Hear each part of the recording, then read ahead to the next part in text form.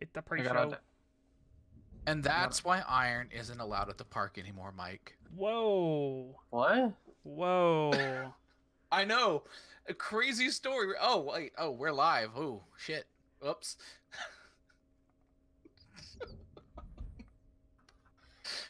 Iron is Anyone like, over here trying to get me in trouble? We didn't so see anything. I do have to say here on the pre-show today that Mike was very lucky last week because I was still pretty fucking tired and not thinking about it, and he did not get fired last week. But then again, you know, since he did take that severe pay cut, it doesn't cost us as much anyway, so it's okay. I don't even Also, remember we did how much of double a pay cut I firing took. because we fired Iron the week before as well. It's true. Yeah. He's now back as an unpaid intern. That is true. Y'all, let me tell you about the sadness that is like the next 4 days. I dropped Nick off this morning because there's a group of teachers from his new school district, and they are driving to San Antonio for a teacher conference thing, and he's going to be gone until Wednesday night. Well, that sounds like loads of fun. So the problem with that is that we've spent like 1, maybe 2 nights apart the entire time we've been married. Can A lot of understand that. nights. So this is my sad face. It's okay, Penguin. So I think maybe this evening I'm going to go see Spider-Man. I haven't seen it yet, and Nick is like, I was done after Endgame, so no more Marvel movies for him. Spider-Man. I still need to go see it. Jen went with a friend last week. Why? Alright, let's go see it tonight. Come on. We'll Alright, just let's go. call each other while we watch it. I'm good with that. You need to just go to movies with your girlfriend. He doesn't invite him. He's a loud chewer when it comes to popcorn. No, the big pop. That's because I get the big popcorn. He's got. The Yeah, big you gotta. popcorn. You gotta stay away from that big popcorn. Nah, big popcorn's life. I don't know. Gotta get the- You know, Cinemark's got little overpriced Pizza Hut pizzas now, so that's kind of good sometimes. You can get. I can get beer too, so whatever. Yeah, you can get that at mine. You can get some nachos for like $8. All right, guys. I'm gonna ask you a question right now that may jeopardize our virtual internet friendship, but I need to know your answer to this. Superior cracker, the Cheez-It or the Cheese Nip? It. The fuck? Is the cheese nip the triangle one? Is it the? Are you gonna say Okay. Cheez-It or Cheese Nip, Mike? I don't know what a need to know. cheese. I'm not familiar enough with cheese nips. Doesn't guess know so. what a cheese nip is. So I'm gonna say Cheez-Its. You've I all mean- passed my friendship test. Also, before we go live, hey, met a cool nerdy guy yesterday who I think could be a cool friend. He lives one building over. I told the story in the Discord this morning. We cleared out our storage unit yesterday, and we were donating some stuff, and one of the guys that came over, he's like, yeah, I just moved into the area, but like he got out of the truck and he sees me, and I was wearing my Power Ranger shirt, my one from Loot Crate that's got the White Ranger and the Green Ranger Go Power Rangers. side by side. Mhm. And he's like, that's right. He's like, oh man, he's like, are we the same person? And we had like a guitar I got for Christmas, like a cheap, like $60 guitar from like Target a few years ago. I tried to learn to play guitar. I sucked at it. But so like, he was like, yeah, he's like, if you hold on to that, I'd love to have it. And I was like, yeah, that's fine. And then I was like, he's like, I'll just text you later if you give me your number, and then I can come pick it up. And he was like, yeah, where do you live? So I said my address, not the apartment number, because I'm not crazy. I would have met him at the office, whatever. And he was like, whoa, me too. I was like, wait, what? He's like, yeah. He's like, I live in like this building. I was like, holy shit, I live in the building next to you. Ah. And then we went over to his apartment, hung out for a little bit, talked to him, met his little dog who's named Elphaba. Yay, Alphaba. Elphaba. They said that if they get another dog, if they get a girl dog, it will be Galinda, and if they get a boy dog, it'll be Fiero. Hold on. Golinda or Galinda? Galinda, not Glinda. Not once she's Good Witch. Oh, okay. Galinda, like from Wicked. Galinda. Okay. Before she gets the new name. Galinda with a G. With a G. Anyways, so yeah, that's my story about how I met a nerdy person who lives in the building next to me, who plays Magic the Gathering, and they're apparently gonna be doing like a tournament thing where they do pre-built decks and just grab a deck. And the guy's like, "Yeah, we got to make decks and test them." He's like, "I have 14,000 Magic cards," and I was like, "My dude." I think Quail has a new friend.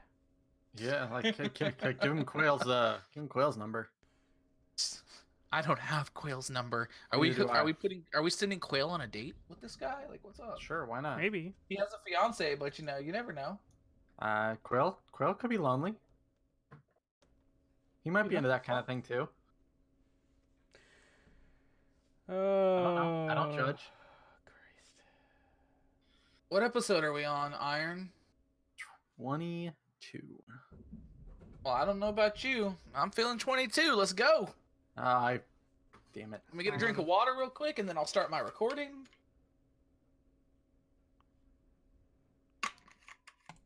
All right. My recording is going.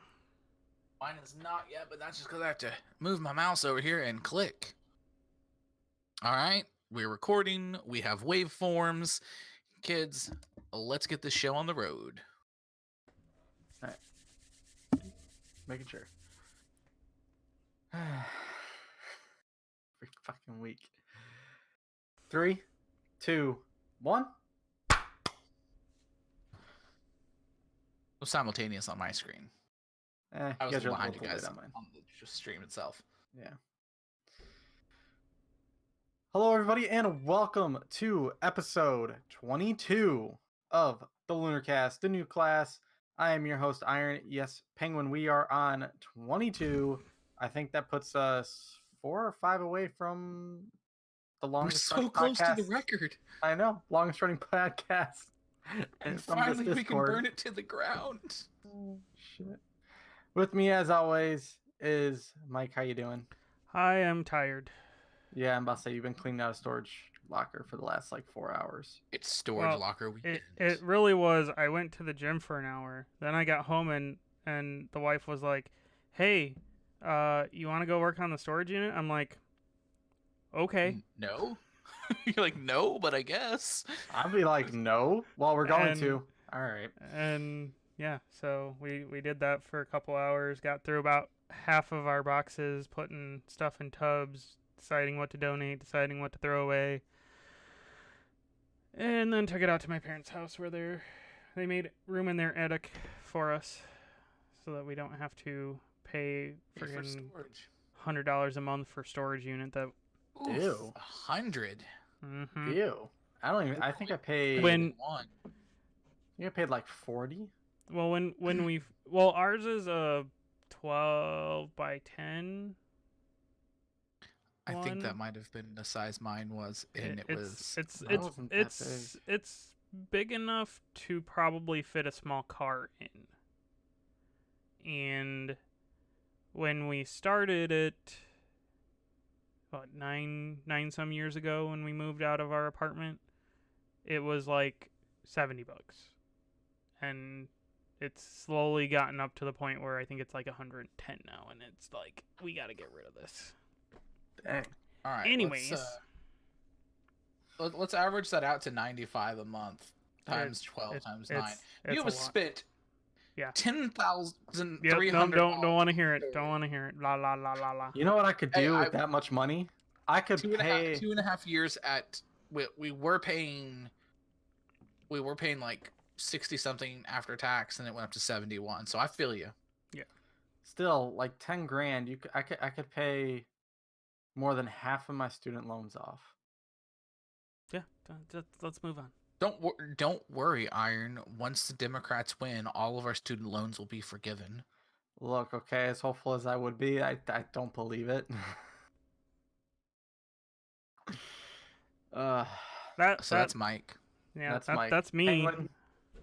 Penguin is our other member of our podcast. The only independent voice on this The podcast. only independent voice on the podcast. And Iron, at least right now, the only guy who's wearing this shirt. See me in November. What do you need for Catch that? me outside. What is that? $100? $200 for the shirt. 200 for the shirt.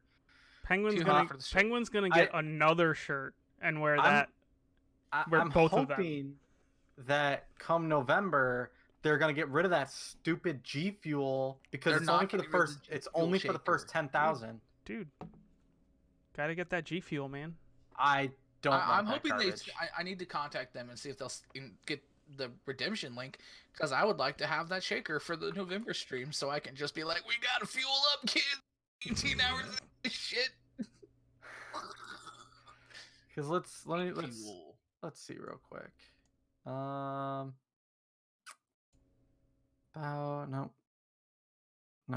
Nope. Because I bet you that G Fuel tastes a whole hell of a lot better than 5-hour energy. Oh, I'm sure. Probably. Oh, So, God. while we're talking about like energy stuff, I found Lindsay's dad had these K-cup things that it was cold brew K-cups. So it's like basically just a cup of liquid. And you can either put it in the Keurig and use it to brew a hot cup of coffee, or you pour it over ice, add some water to it, and you have iced coffee. And it was pretty good. Yeah. We used to have a SodaStream, and SodaStream has their own energy drink. Oh, yes, God. they do. And it tastes just like Red Bull. No lie. The SodaStream energy drink tastes just like Red Bull. I used to love my SodaStream. We donated ours or something a while back because we stopped drinking soda. I left mine at the apartment with the person that bought it for me. Sad. I didn't want it. I was like, I don't want it because you gave it to me. I don't fucking want it. Damn, dude, damn. So when you buy SodaStream, they'll give you like some free samples of the syrups. Yep. And we had that happened to be in there, and I was working for a rent-to-own company at the time, called Flexi Compress. They've since gone under, which is what happens when you only have one investor. Go figure. And I made a 1 liter bottle of that, and was like, I can sip this a little bit throughout the day. And I went into work at 8, and I was the only one there. I was making phone calls to collect money and blah blah blah, and I wasn't paying attention. I was just straight sipping from the bottle. And I looked down, and between like 8 and 10:30, I drank 3/4 of a liter of energy drink. Oh no! And it is fucking dead.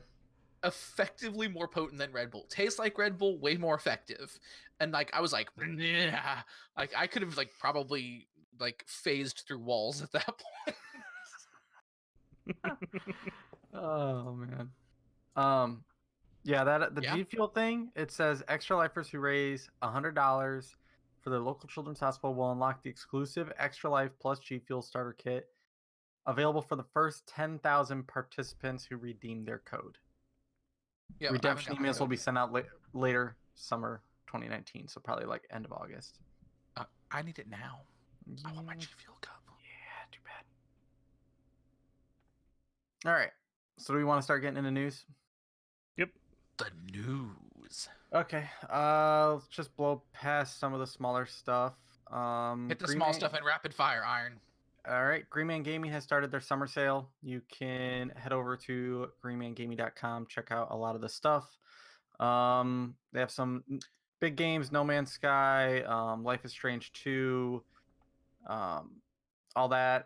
They also have like a special thing with something about an Intel starter pack. You get 4 games, a gold gift, and a 15% sale-wide voucher. Not really sure how that works. I haven't really dug into it too much because I just don't really care. Check out the sale. Basically, check out the sale. Next up, the new mode. There's a new mode in Ghost Recon Wildlands. It's basically a small-scale spin-on battle royale. Haven't really heard much about it. Haven't really read much about it. It's basically called Mercenaries. It blends different elements of Wildlands into a small, focused battle royale-like mode that mostly works. When they say it mostly works, it's a little mostly thing. works. Yeah. Okay. We don't need battle royale in every game, y'all. Yep, 8 players against each other in a cordoned-off area of the main map. In this mode, players start with no weapons or gear, so like in every other battle royale, you scavenge. Oh, okay. Blah, blah. Well, there you go. Yep. EA has announced Plants vs. Zombies 3. The pre-alpha is live. It is free on the Google Play Store. If you can get to it. Yeah, if you can get to it. Get into it. The pre-alpha is free to play. There are no microtransactions during pre-alpha. If you can read between the lines, it's pretty obvious that the game will have microtransactions in the future.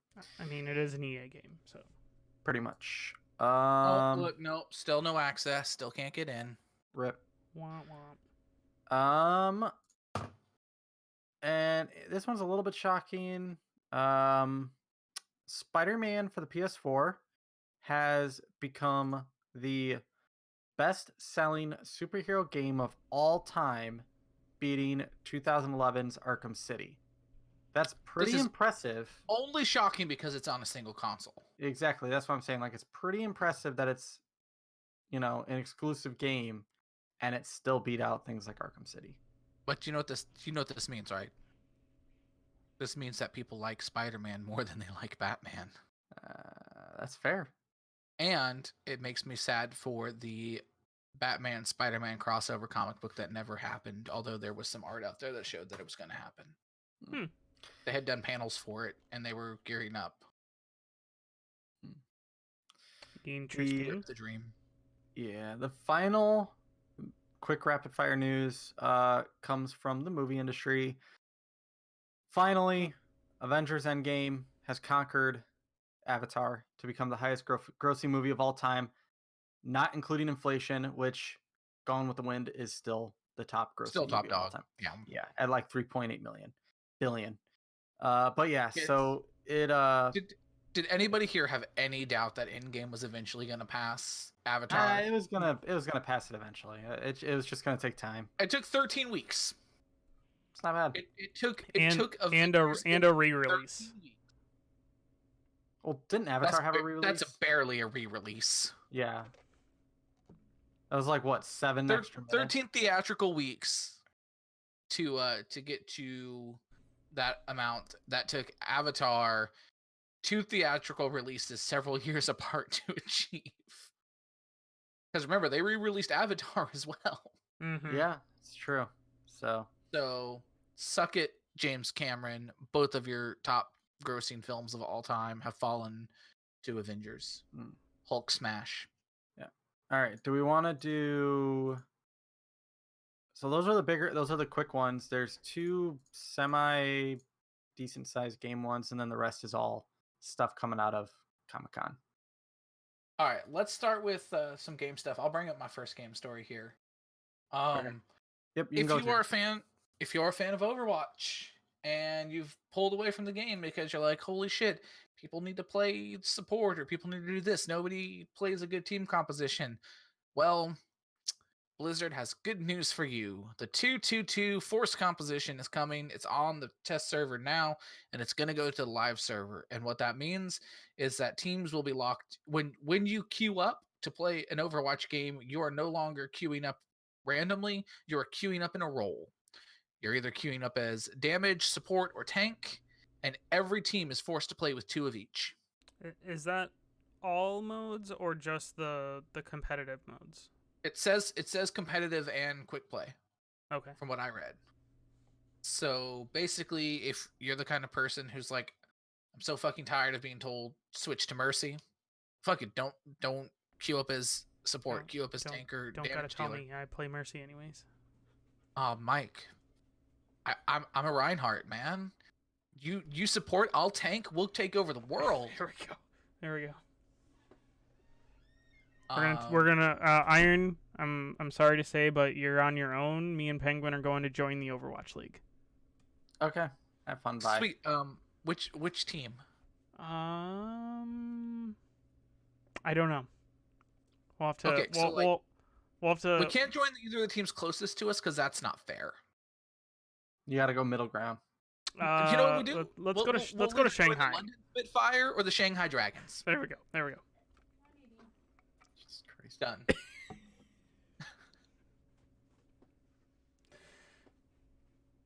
So yeah, I mean that might actually get me to reinstall Overwatch.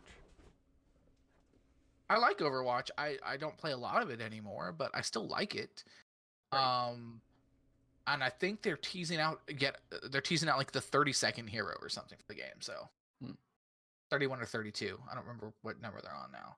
I haven't even played as the last one that came out, which is Baptiste. So yeah, I'm not much of an Overwatch person. I played it a bit, and it's just tough for me to get into, I guess. well, that's because you hate RPGs and other things that people love. All you want to do is play flight sims and city builders. Hey, my city is looking fan-fucking-tastic, so shut up. Yeah. Pew, pew. Pew, pew, pew. Mine's down on the floor right there. All right, what you got next? All right.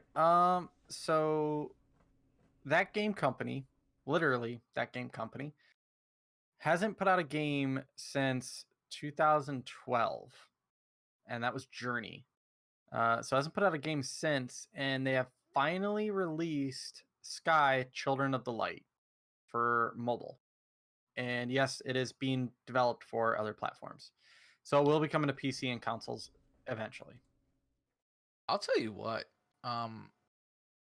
When I played Journey for the first time, I was like, got to the end, and he's already got it on his phone. Okay, he's good to go. I haven't played have it yet, beta. but it's on there.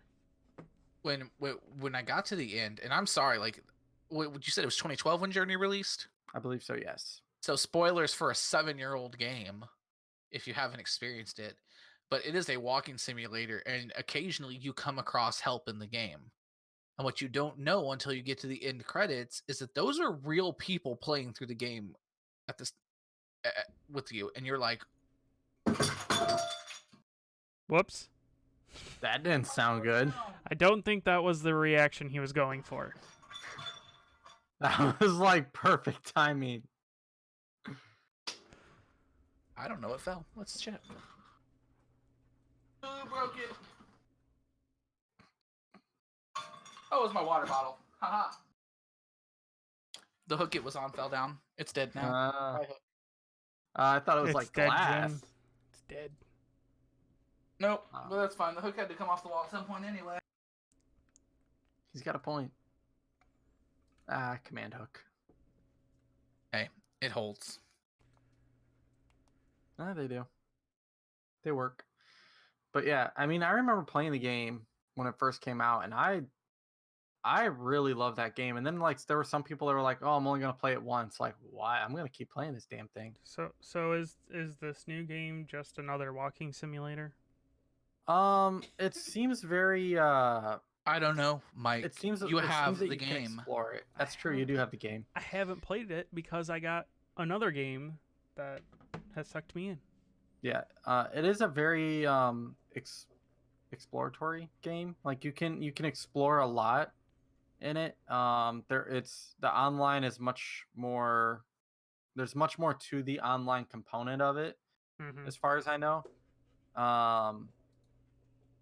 But it's still that whole unspoken thing. Like you still can't chat with the person. You just get your how in Journey you could do that pop or something, that little ping. You get I don't know if it's going to be exactly like that. I was in the open beta or whatever, the test program for a while, the pilot program on iOS, but after a while I just stopped playing it. I'd rather play it on a console or something. I don't want to play it on mobile. So, but it looks really, really nice. People are really enjoying it. IGN gave it an 8.5. Such a console elitist. So I don't like mobile controls. I see there's something about PUBG on here, so why don't you tell us what's going on in the world of PUBG? All right. Tell us. So PUBG PC update 4.1 patch notes are now live on the test server. The reason they've dropped to 4.1 instead of update 30 is because they're now just going to name them after the seasons. They're only going to drop big updates with the seasons now. So 4.1, the biggest thing that's going to be changing is Erengel's getting a massive visual update. You can feel free to go to you guys can go to the link and see the big changes and everything, but it looks so much fucking better. They've even put trenches and new tunnels and bunkers in it. How likely am I to get sniped like right away? Has Has that changed at all? You have more. Just don't it's got drop more school, cover. Mike. Stop Yeah, dropping school. You got a lot more cover now. And they're like, we had to cancel out what we did on the desert map where there's no cover. Yeah, there's by putting even more cover on. Even the beaches now have they have some barriers that you can hide behind and everything. They've now actually added a lore to the game. I was about to say, don't you know the most exciting thing about this is that there's now lore? Yeah, there's now lore to the game, which is crazy. So, have you seen it at all, Mike? It was like a 2-minute video. No. So pretty much the lore is that this kid lived in Erangel, or Erangel, or whatever you want to call it. He lived there, and a war broke out in his area, his country, whatever you want to call it. And throughout that entire time, he had to survive. So when he grew up, he now basically runs the area as the battleground and everything. So it doesn't really say how he gets like all the people in to fight or anything like that, but it's like in the end it shows him like in a room with like 100 TV screens watching every player. That's so very loose, very shitty lore. Yeah, but more passes, a lot of updates, a lot of weapon updates, a lot of balance updates. Did they ever give everyone the ability to make like a private server? Yes.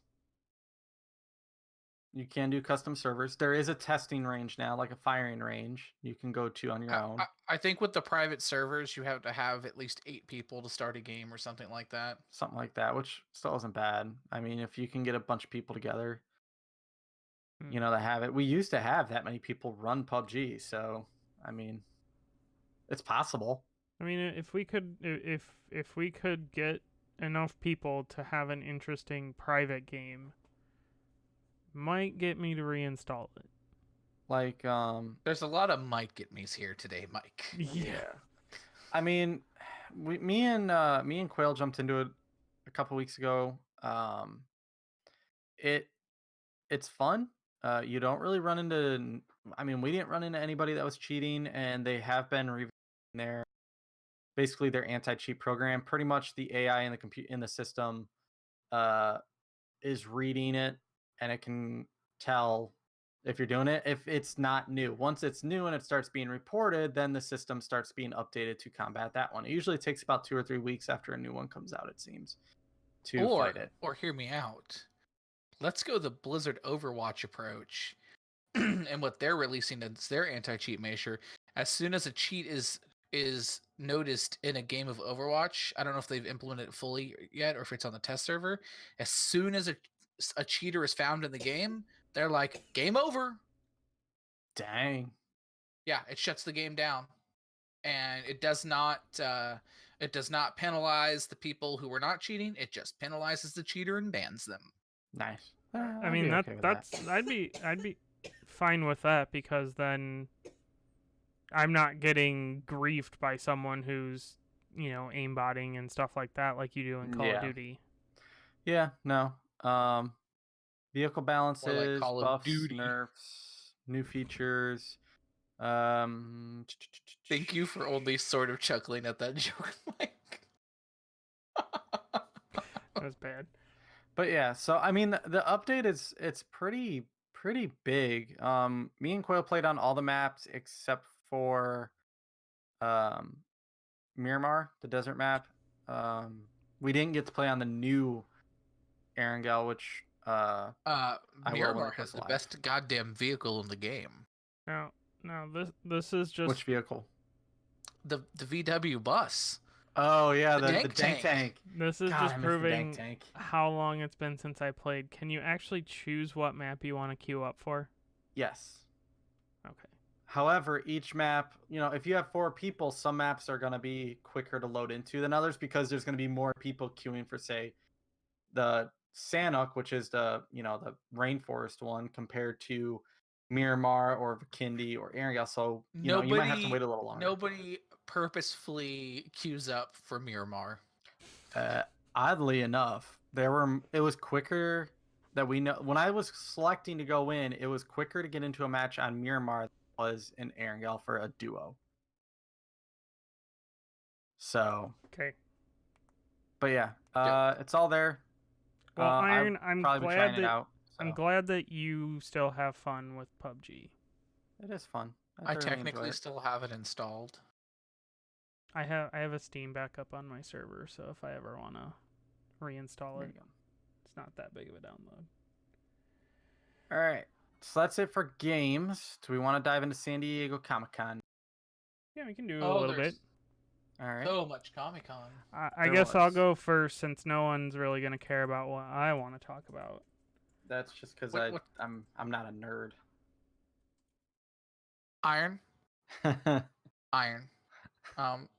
Mike, I need you to I need you to not listen for a moment, Mike. Iron. That's hurtful. Because I like to think we're all nerds here, and your comments have been looked at by HR, and they've determined that we have to terminate you. I'm sorry, Iron, you're fired. Okay, cool. See you, bye.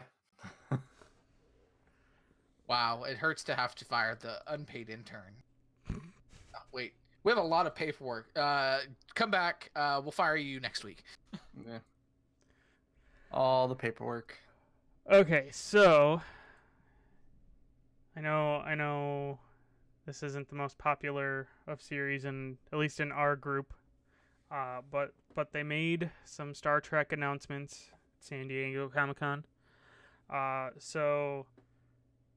Slight spoilers for Star Trek Discovery. Trying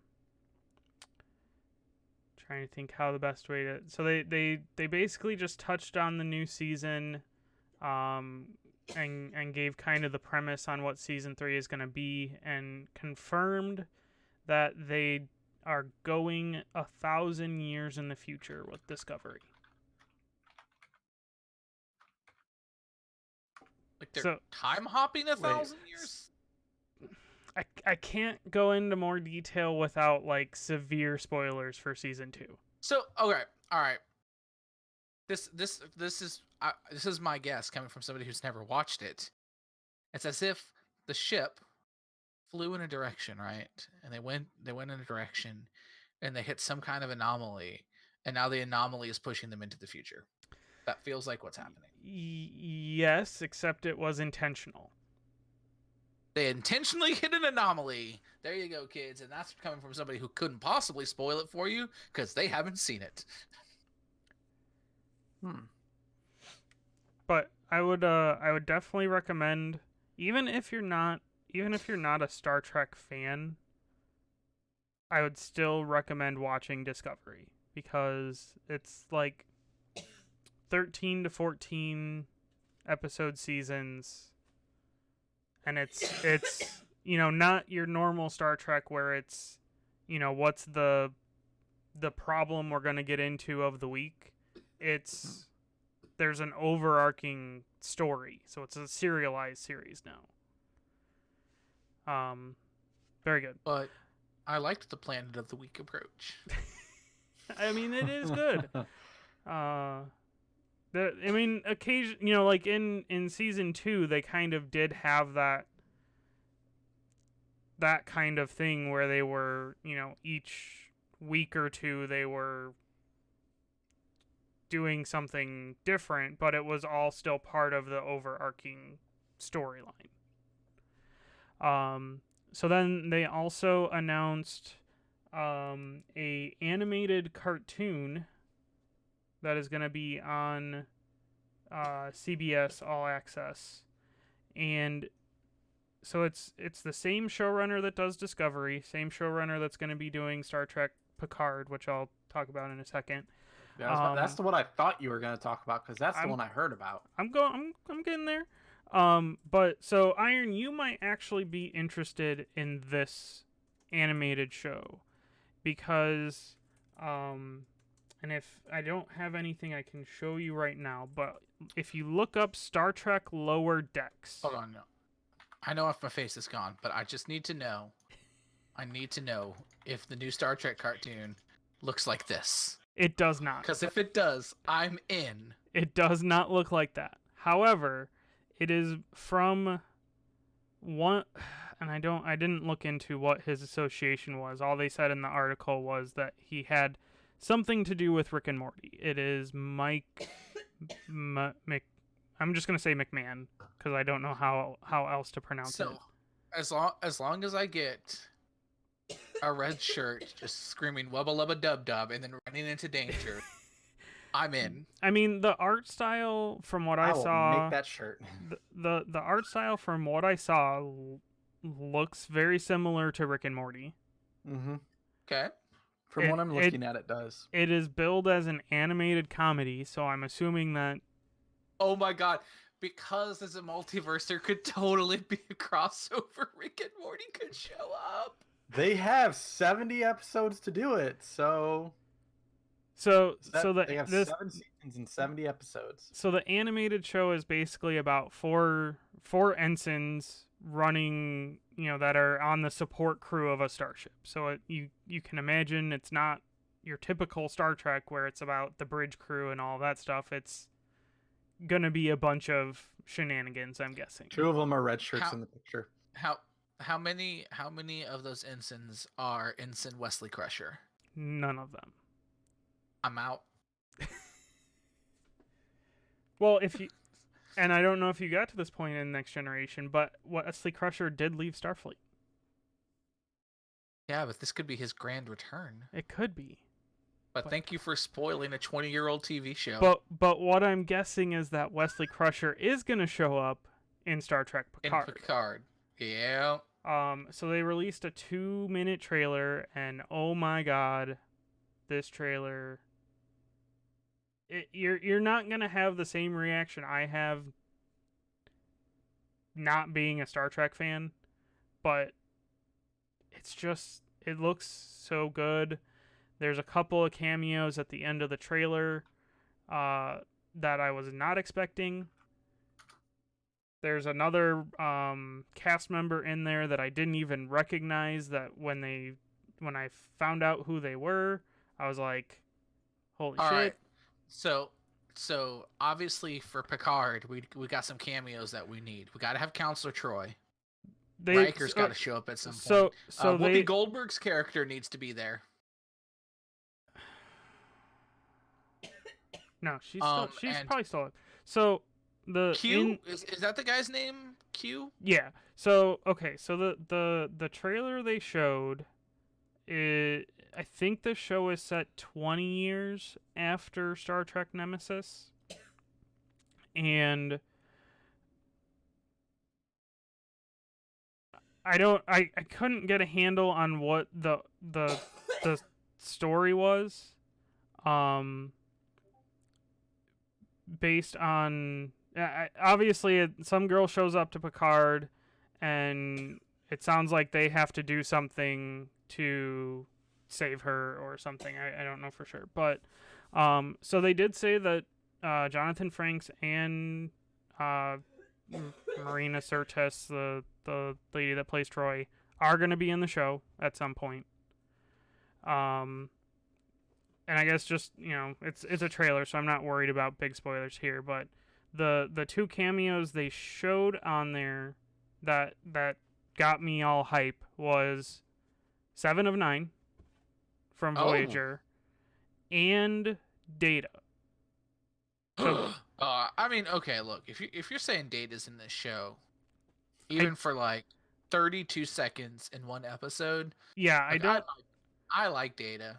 I don't know to what extent he's in there, because spoilers for a 20-year-old show, roughly. Well, 30-year-old show? no, I was gonna say spoilers for at least 14-year-old movie. 15-year-old movie. Uh, Data sacrifices himself to save Picard at the end of Nemesis, and that's one of the first lines in this trailer is that 20 years ago Data sacrificed himself, and they show them pulling what looks like pieces of Data, or it could be pieces of lore. I don't know. But basically pieces of Data. They're like pulling open a drawer, and there's the pieces of Data in this drawer. So I don't know whether they reassemble him or it looked like the footage that Data was in the trailer was him and Picard playing poker. So I don't know if maybe that's a holodeck simulation that may be a holodeck thing. Something like that. That wouldn't shock me. But speaking of those, United States government, can you please release the holodeck technology? We know you have it. Right. It's at Area 51, I'm sure. Yep, Area 51. We're gonna get it in the raid. I mean, I'll take an Oculus Rift S, but if you could make it so I don't have to wear a helmet to do virtual reality, that would be great. Then you got to go to the raid. I'm not gonna be with the Naruto runners though. No, I'll go in with the furries. It's fine. I'll just hang out with them. They're cool people. I'll put up my penguin onesie and roll in with them. It is a very exciting time to be a Star Trek fan because there are now going to be, at a minimum, in my opinion, 2 good Star Trek shows running at the same time. I don't know about this animated comedy yet, but 2 good shows. They're making, and I'm sure they're going to be spaced out to where Picard will start after Discovery, or so it'll just make me extend how long I'm subscribed to CBS All Access. I think that they're really smart doing the animated comedy too, because it gives you something different in the Star Trek universe. Right. I think that is a good move on their part. Well, and especially the Rick and Morty Association, I'm sure will at least bring some people in. But yeah, Star Trek. Go watch it. It's good. Maybe one day. It's really about all Resident Trekkie says so. All right. At least we agree that Battlestar Galactica is good. Now to the news that everyone wants to hear about. I watched it. Horrible. Hit us with that sweet Marvel news, Iron. All right. So the article I pulled up was the IO9 one. Everything we learned from Marvel's Hall H panel. Phase 4 is starting. They have announced 1, 2, 3, 4, 5 movies. I got you covered. People, if you want to know what's been announced, 6 movies. Look at my section of the screen. Here we go. There's the image. Pretty much. You got Black Widow, which will come out May 1st of 2020. The Eternals is November 5th of 2020. Shang-Chi, right? Shang-Chi. And The Legend of the Ten Rings, February 12th, 2021. Doctor Strange in the Multiverse of Madness, May 7th, 2021. November 5th, 2021. Thor, Love and Thunder. Can we just talk about how good that name is? And the fact that Natalie Portman is coming back for that movie. But guess what? It's going to have Jane Foster taking the Thor mantle, from what I heard. Female Thor is going to be in that movie. Yes. And I am all kinds of here for that. Anyways, carry on. The other things that are announced.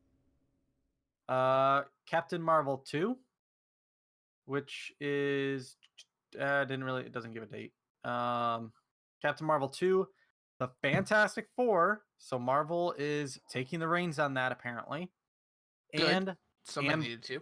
Yep, and Blade, which is not a Phase 4 movie, which probably pushes it into Phase 5.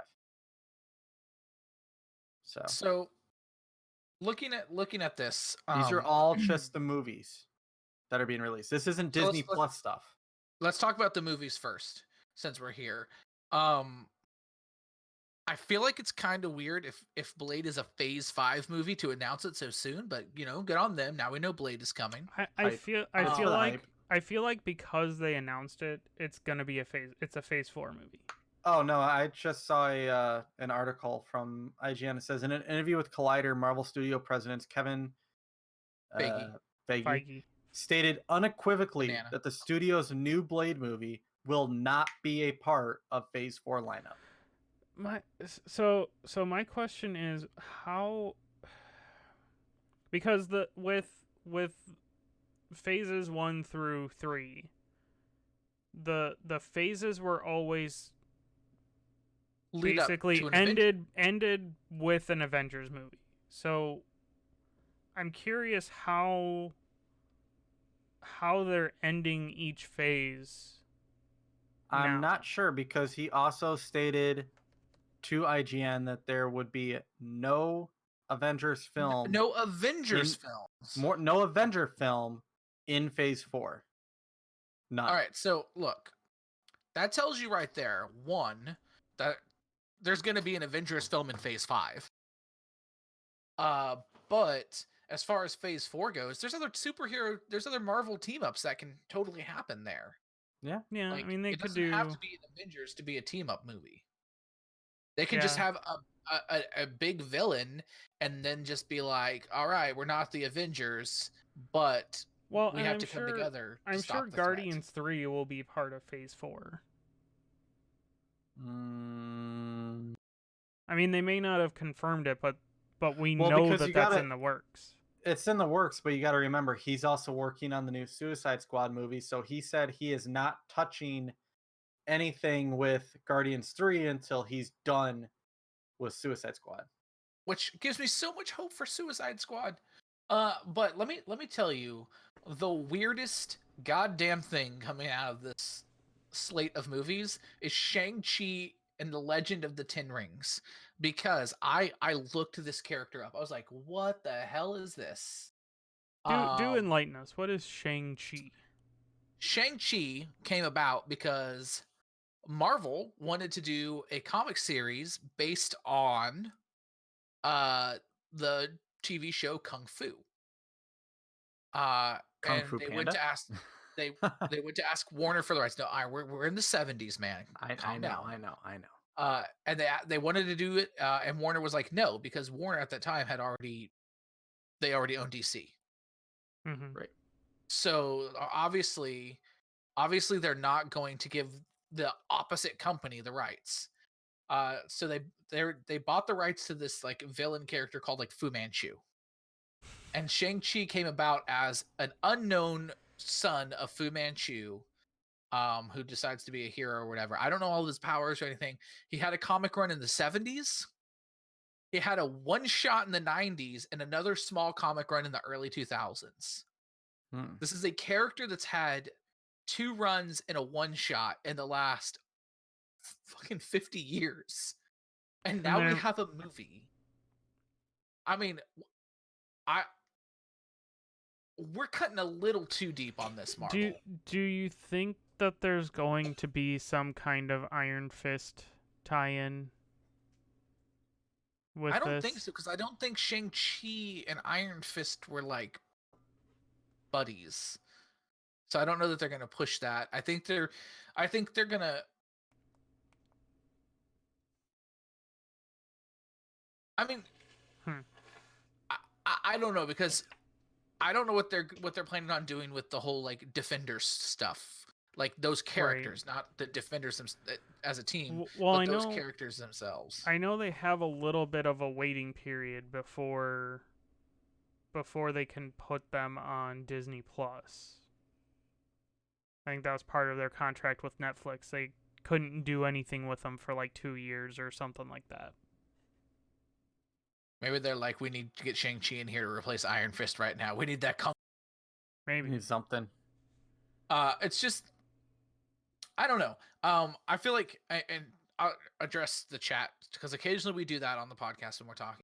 Shona's like, well, the Guardians of the Galaxy had a similar reputation, didn't it? But people knew who the Guardians of the Galaxy were.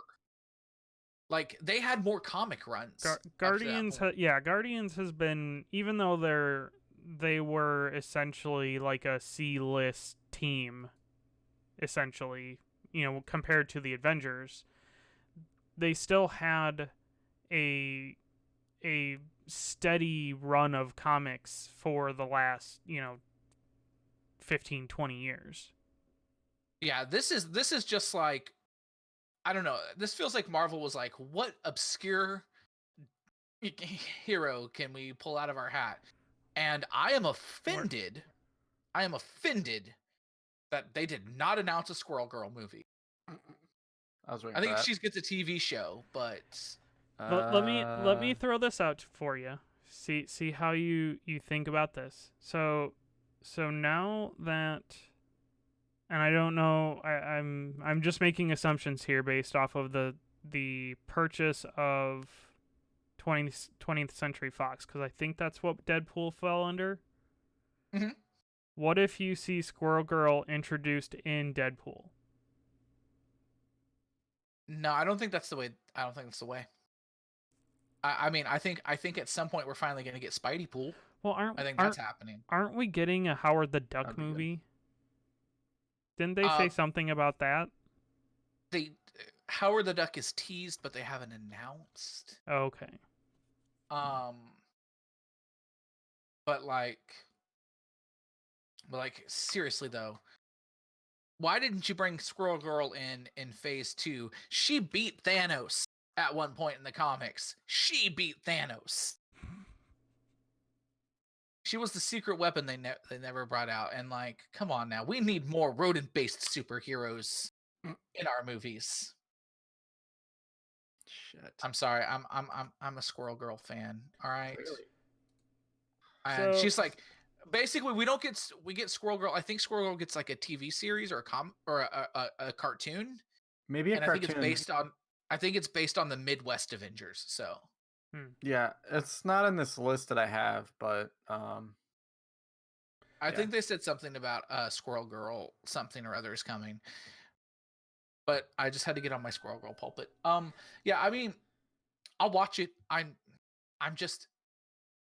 don't think that Shang-Chi is going to do the same thing. Like, I feel like they're like, oh, this is going to be like the same thing. Basically, like, this is going to be the same thing for Asians that Black Panther was for Black people.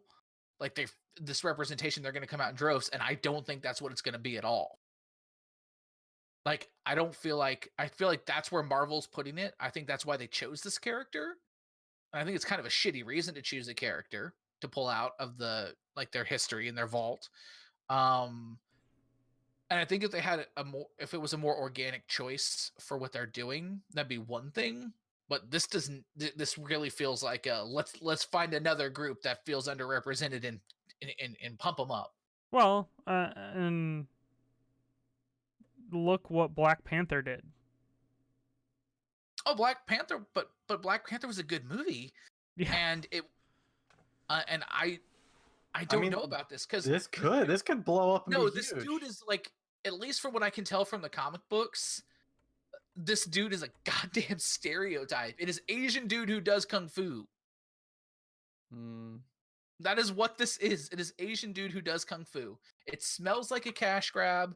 It feels like a cash grab. And I'm telling you, if it walks like a duck and talks like a duck, it's not a goddamn puppy. All right? Quack, quack, quack.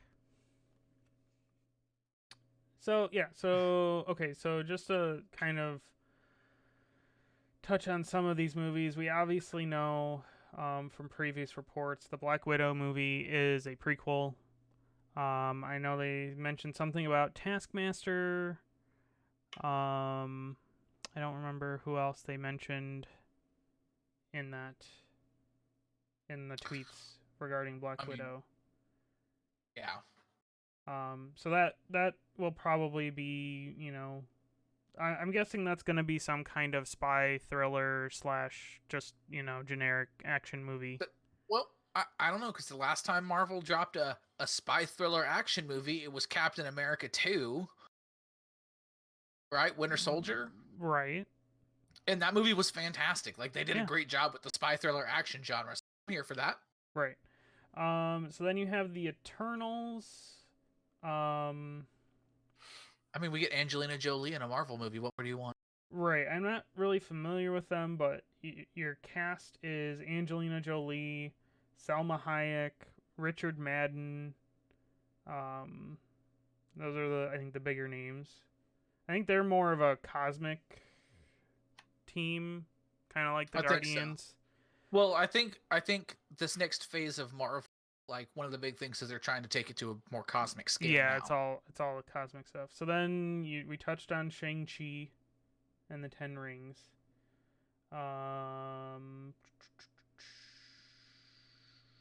So Doctor then Strange and the Doctor Multiverse of Strange Madness. and the Multiverse of Madness. So the director Scott Dickerson or Derrickson was quoted as saying, "We're gonna make the first scary MCU film." Interesting. Which given portions of the first Doctor Strange, I could believe that they could pull off. Yeah, I feel like this is their chance to bring in kind of like how and DC does it in like their animated, like the Constantine stuff with the animated movies. But yeah, I think if anybody can pull off a kind of a scary superhero live action movie, it's Marvel. Right. So they didn't really give any details on the plot, but they did say that the events of WandaVision, which is one of the Disney Plus shows we'll talk about in a little bit, is going to tie directly into the Doctor Strange film, and Elizabeth Olsen, who plays Scarlet Witch, will be in the film.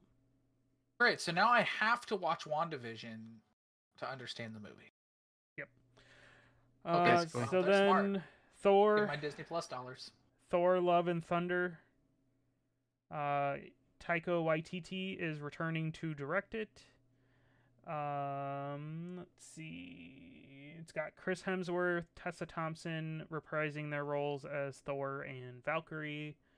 And basically, I'm just reading here. Both Hemsworth and Thompson will return for Thor: Love and Thunder, with Thompson quipping that now that she's king, she'll need to find her queen. Oh, that's what I saw. Presentation, LGBTQ community. It's Valkyrie they're talking about. Yeah. Okay, because if you remember, they kind of made this big deal about there being like there's this really great LGBTQ scene in Endgame, and it was just some dude talking about how it's the first time he's dated since his husband was snapped away. Yeah. Yeah. And you're like, I mean, cool. And it's very nice that it wasn't like it wasn't there like shocking, like, oh, your husband, oh my goodness. It was just a really natural conversation. But like Valkyrie is a much more valid character as representation for LGBTQ community, especially if she's out there looking for her queen. Come on, let it be Jane. Let Jane be the queen. I think I want to say in the comics she's either bi or lesbian. I think. Well, good. Bring it on. Yeah. If that's the representation, I'm here for that. So the other big story coming out of Thor: Love and Thunder is that Natalie Portman is returning to the Marvel Universe, and she will be playing Thor. That's right, ladies and gentlemen. We're getting the mighty Thor, which is Lady Thor. Bum, bum, bum. So basically, y'all, just so you know, that means that the inscription on the hammer has to change, because Thor does have Stormbreaker and Mjolnir or whatever again. Yeah, technically. So if you, in the comic books, when she took over the mantle, the inscription on the hammer changed from "He who is worthy" to "She who is worthy." So I get the feeling that means that Thor, like Chris Hemsworth Thor, is going to be wielding Stormbreaker. Mm-hmm. Jane Foster is going to be wielding Mjolnir. Right. And that makes sense. The only thing I'm interested to see is if they go with the comic route, because I believe that Jane Foster took over as Thor as a as a preventative measure because she had like stage 4 cancer. Part of the storyline was that she had stage 4 cancer, but there was more to it. But yeah, becoming Thor saved her. Right. So as far as other movie news, they briefly mentioned that Black Panther 2 is coming, Guardians 3 is coming, Captain Marvel 2 is coming. And then he, just as a brief mention said that, we don't have time to talk about Fantastic Four and the mutants. Now, I don't think the mutants is an actual project he's referring to. I believe he's just throwing out a generalization of X-Men, New Mutants, the X-Men characters like and storylines are coming to the MCU, which makes sense considering Disney owns. But can we finally get, if Disney is going to do, which obviously they are,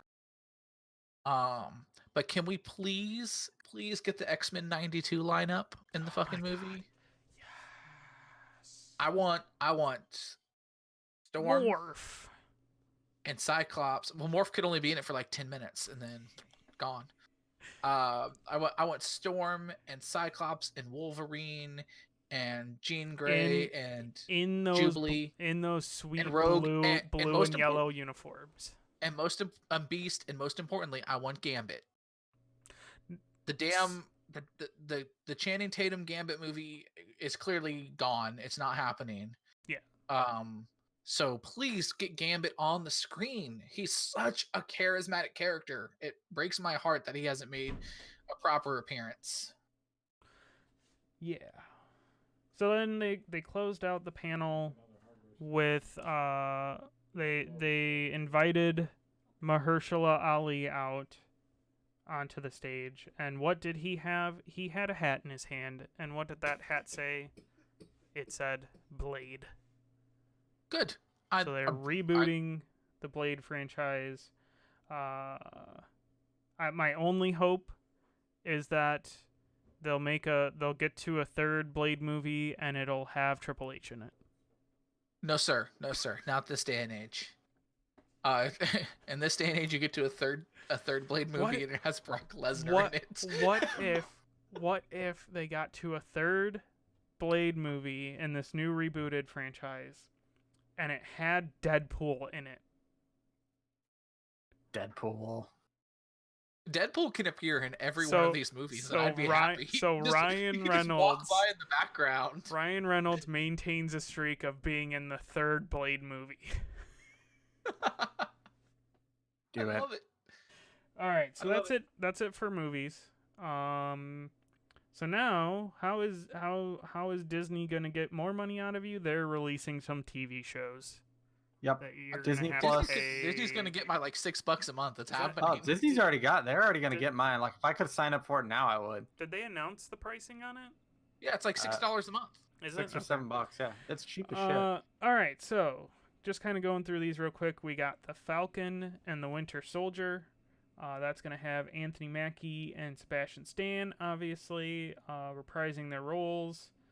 And they are going to be going up against Baron Zemo, a.k.a. Bacon Guy from Civil War.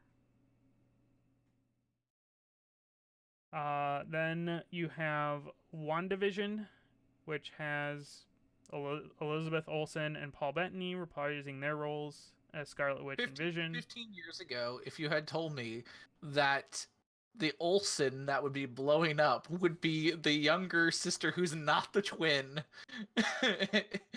I would have been like, the fuck are you talking about? It's Mary-Kate and Ashley. Who's Elizabeth?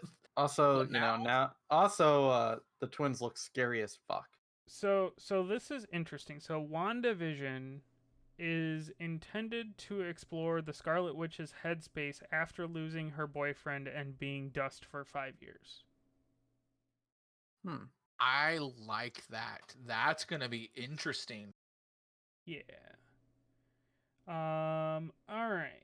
So that's gonna be premiering in. Okay, I guess I missed it. So Falcon and Winter Soldier premieres fall 2020. WandaVision premieres spring 2021. Also in spring 2021, Tom freaking Hiddleston in Loki. I'm happy that we're getting a Loki TV. But we need to have a serious conversation about that logo. So that is a very bad logo. Yeah. So basically in Loki, Loki the show is going to be focused on the Loki who, spoilers, stole the Tesseract in Endgame. And that's what we all expected. We were all like, I was like, it's got to be him because that's how they set it up. Right. Like they set it up so he can do it. So good. So we get a Loki, because remember, an Infinity War. Was it Infinity War or was it Endgame where he got? It was Infinity War. Yeah, where he got snap. No, he got a different kind of snap. He got a different kind of snap, yeah. So they said. So everybody was like, "Well, what the fuck? Did he not actually?" I know they set it up. They did the thing with the thing, and now we can have a Loki TV show, and I'm okay for that. Pretty much. Okay, so then we have Marvel What If, which I believe is an animated show. And it is narrated by the Watcher, Jeffrey Wright playing the Watcher. Okay, but let's talk. Go ahead. Let's talk about how this is going to be. This is the most exciting of the Disney Plus shows, right? Because this show is basically going to be the catalyst for the multiverse. Yeah, well, not just that, but it's an animated show, and they get to do that whole thing where they're and this has been a comic series before. Like they've done one-offs and stuff with under the What If banner, but this is going to be things like I'm trying to remember the ones that they've done, but so the other it's alternate possibilities, things that have that one small change that could have done anything. So if this were DC, the What If TV show would be like Superman Red Sun, where what if Superman crashed in Soviet Union instead? Now we're going to get to see the Marvel versions. Yeah, so it's basically the Watcher is a cosmic being that oversees the multiverse and will perceive the different versions of familiar stories. So, like Penguin said, it's going to be familiar stories from the Marvel universe that just have a slightly different twist to them. Some of the things from the comics that they've explored. What if Spider-Man had joined the Fantastic Live? What if War Machine didn't destroy the living laser? There's so much here that they can touch on. Yeah. What if Captain America battling the White Skull during the American Civil War is one of the what ifs? Okay. And the other big news about this What If show is that it's basically going to have all of the movie actors doing the voices for their characters. I know they put up a big graphic up of all of the people they confirmed,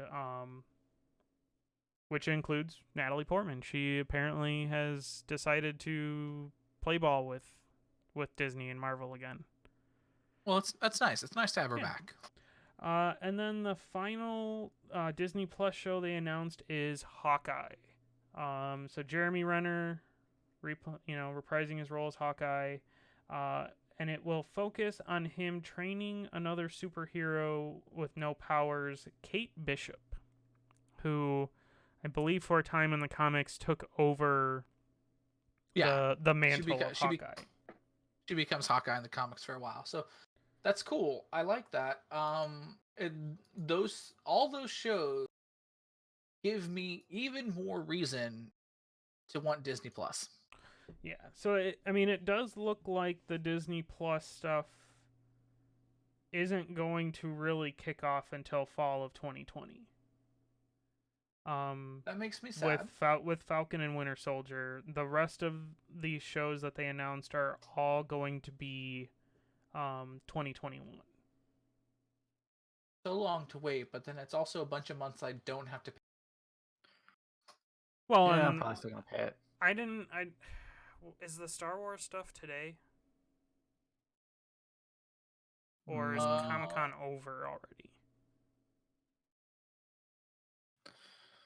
Because like I can't imagine, or yeah, because I can't imagine they wouldn't have already announced like the lineup for the Star Wars shows on Disney Plus, like Mandalorian and. I mean, kind of. They said November 12th is The Mandalorian. Of December this year? 19th. Yeah.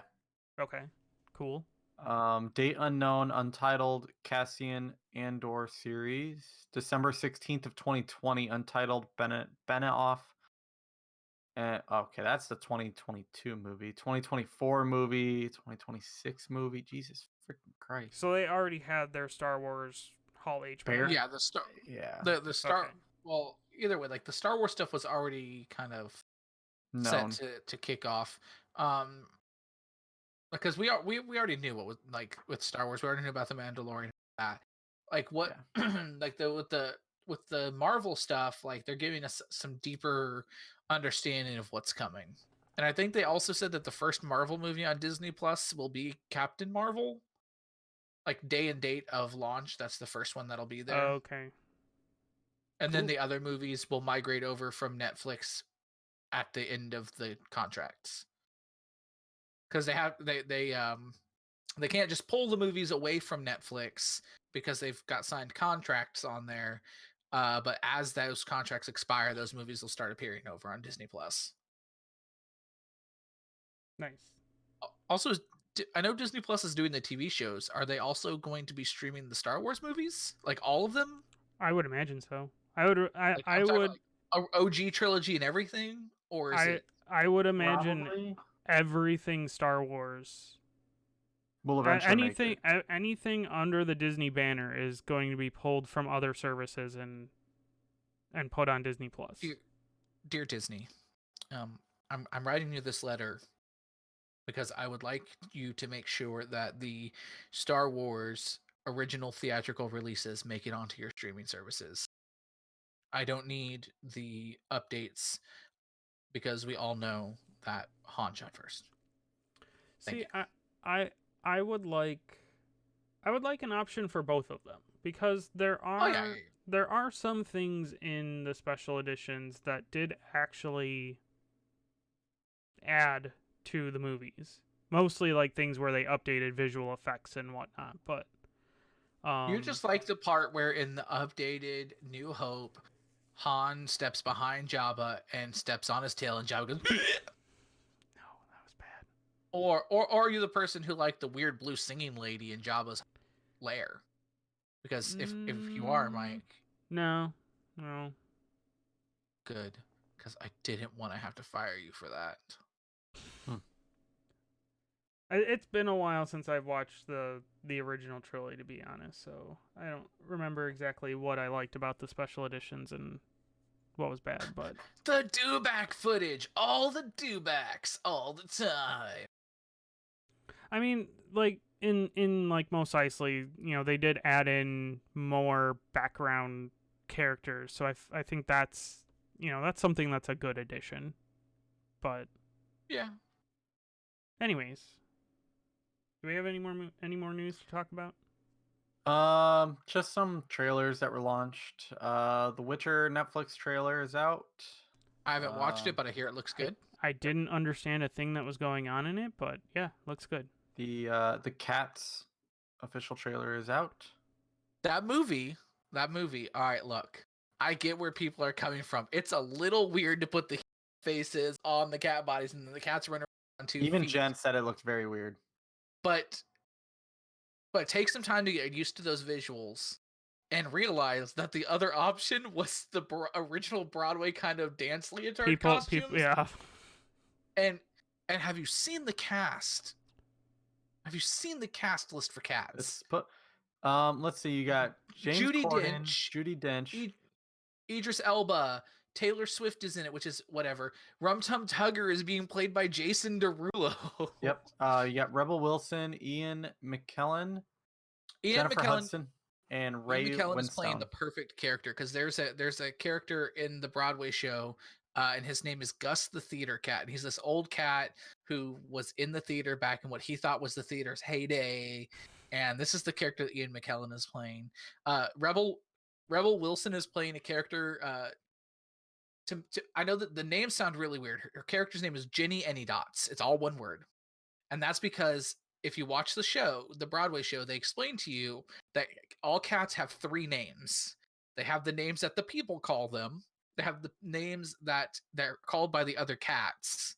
And then they have a name that only they know that's their name, their personal name. And like Jenny Anydots is like this cat, like she's this big cat who the family thinks is super lazy, but she's like organized the cockroaches to be workers, and like the mice are an army for her and stuff. Oh my gosh. And it's a perfect character for Rebel Wilson, and I can't wait to see it. What else? You got Top Gun. Top Gun Maverick. I'm pretty excited for that one. I'm not exactly sure what's going on in the movie other than Tom hasn't gotten a promotion in 30. It's been 30 years, and dogfighting is obsolete now. You don't dogfight anymore, and that's what he was trained to do. That's what Top Gun Academy was. It was to train pilots to dogfight, and he is basically a relic of a forgotten age because they don't do that anymore. I think I was discussing it with somebody, and they were like, "Watch, it's gonna be like EMP or something that knocks out all the fancy electrical instruments, and they're all gonna." He is flying a F-14 at the end of the trailer, although that could be from any part of the movie. But well, and I'm guessing that none of the flying in like I'm assuming all of the flying they showed in the trailer is meant as flashbacks to. It seems no, because the F-18 is different. The F-18 is the current standard for Navy planes. But was he flying an F-18? Yeah, those were F-18s. Nerd. They were all F-18s until the very end where it showed the F-14. Can we just say that it looks like the homoerotic volleyball original is being updated to what looked like a homoerotic football scene on the beach? No, it looked like volleyball. It still looked like volleyball. I thought I saw a football fly in. I mean, I don't know. Maybe. I wasn't paying that much attention. I just because I think they showed a glimpse of the original scene from the first movie, because I thought they showed Iceman, and then they cut to another scene that looked like it was modern day, and they were catching a football, I think. But I sort of watched the trailer, so. So all I want to know is the over under on whether Tom Cruise actually learned to fly a fighter jet. You know what? This is Tom Cruise we're talking about. I think he learned to fly a fighter jet. I'm kind of with it too. Yeah, I think he learned how to fly. To be fair, he does fall under, like, he's below the maximum height for a fighter pilot. So, and I think he's got 20/20 vision, so they'd let him do it. Yeah, it is a football, by the way. I just scrubbed through the trailer. It is a football. Homoerotic American football. All those sexy, sweaty tackles. Well, we know why Penguin's going to see this movie. But yes, he is flying. Was there ever a doubt? He is flying an F-18. He is basically flying it, and then the last. Now that Tom Cruise is done with the Days of Thunder sequel, do we finally get the long room, or the Top Gun? Do we finally get the long room Days of Thunder? Mike, you probably never saw Days of Thunder, did you? Days of Thunder was Tom Cruise's NASCAR movie. I know. And believe it or not, it was actually pretty good. I know of Days of Thunder, but I don't think I've ever actually watched it. Good times. I promise you, if you watch it through the lens of this movie came out like 1991, it's still a good movie. All right. Shall we move on to? Were there? There was a couple others. It Chapter 2 trailer. I mean, I watched the first one. It was all right. It was fine. Right. I really hate the fact that they're like, we're gonna take this, and we're like, what was a TV movie before? The famous version is the TV movie where they're like, this week we're showing this one, and then like or this night we're showing this one, and the next night we're showing the next part, and they're like, here's 2 years of waiting between the 2 chapters. Yeah. Fuck you. Terminator Dark Fate, The King's Man. I stopped caring about Terminator movies a long time ago.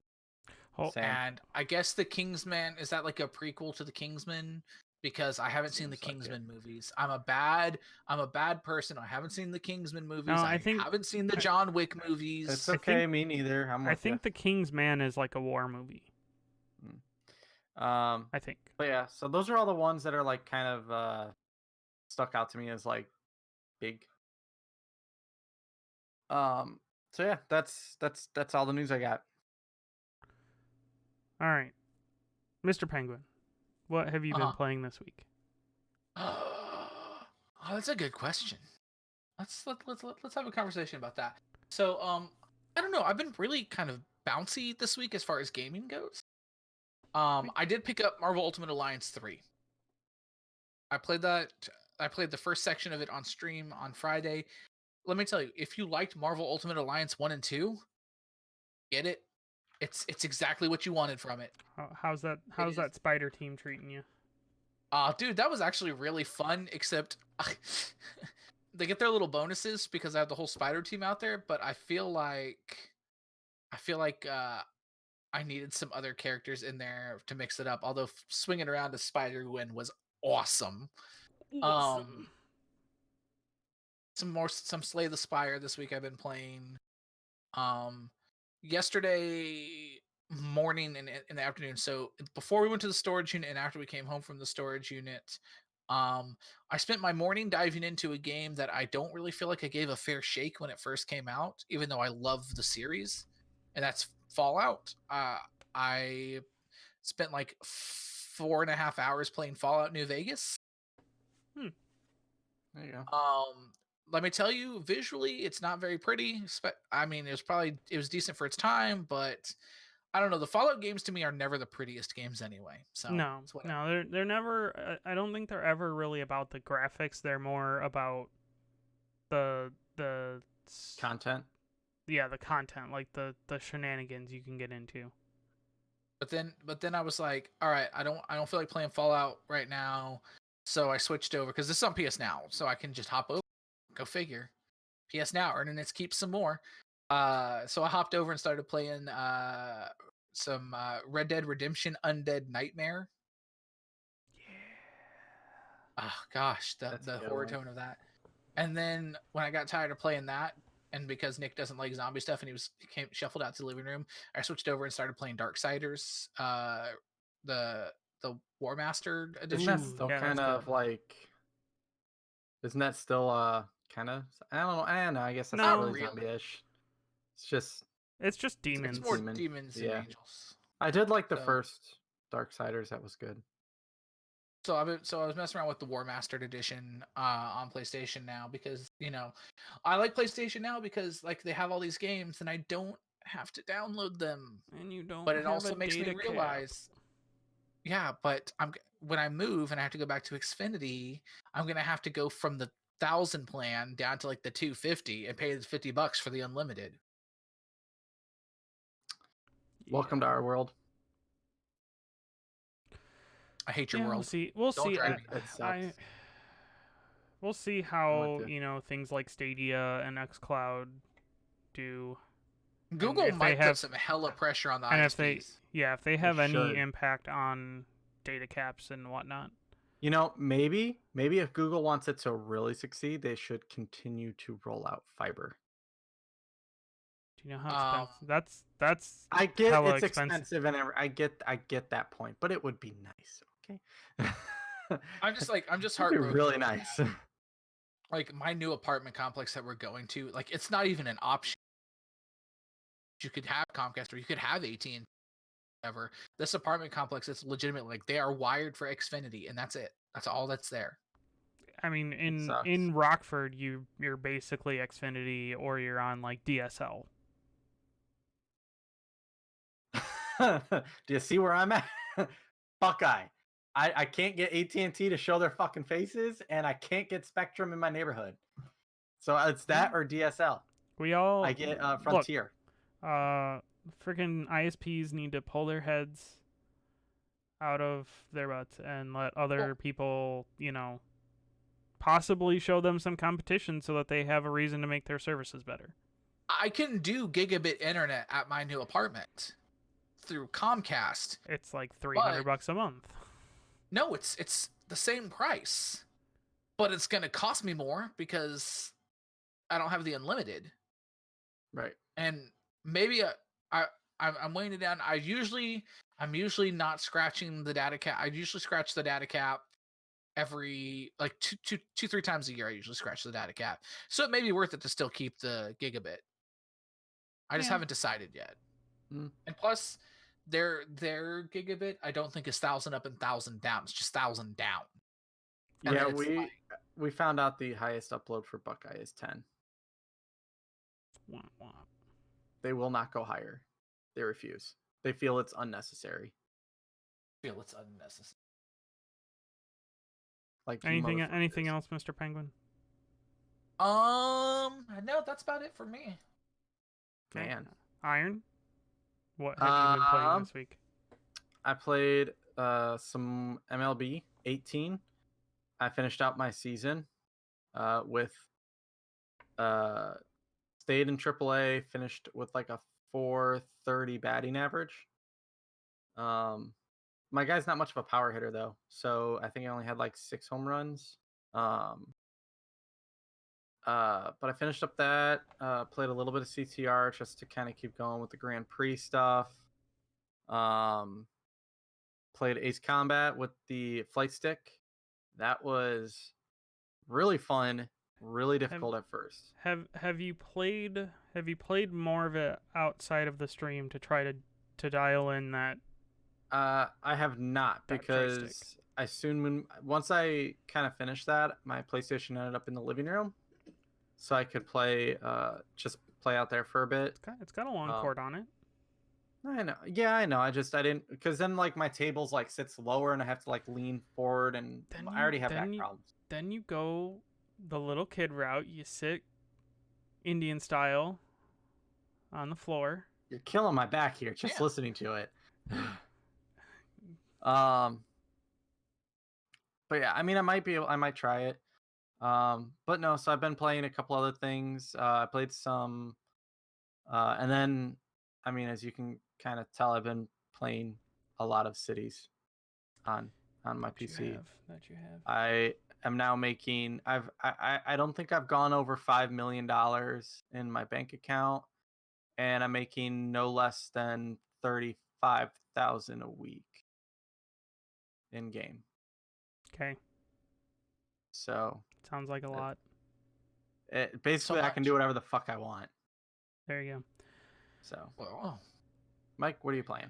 All right, so I guess starting off on the consoles, I played a little bit of Mario Maker. Went over to a friend's house, played some Mario Party. So I was streaming. I think it was Wednesday or Thursday. I was streaming Mario Maker. Someone popped in the chat and gave me a level ID, and I was like, okay, I'll play your level ID. And I should have just not played it, because when I loaded it up, it had a 0% clear rate.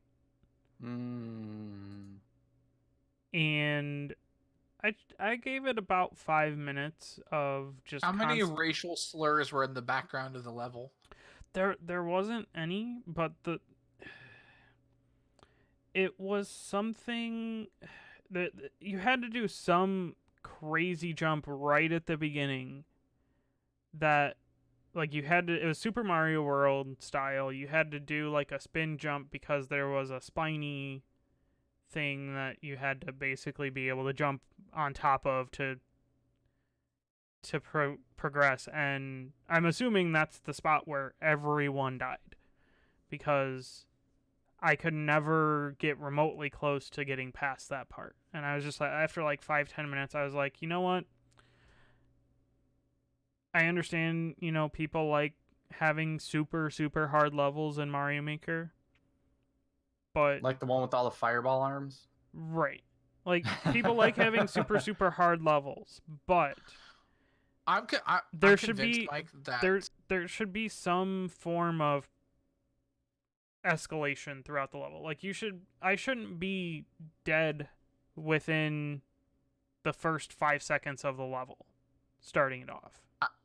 I'm convinced. There was one other game I played. I was messing around with Super Mario Lost Levels, Super Mario Brothers 2 in Japan. Mm-hmm.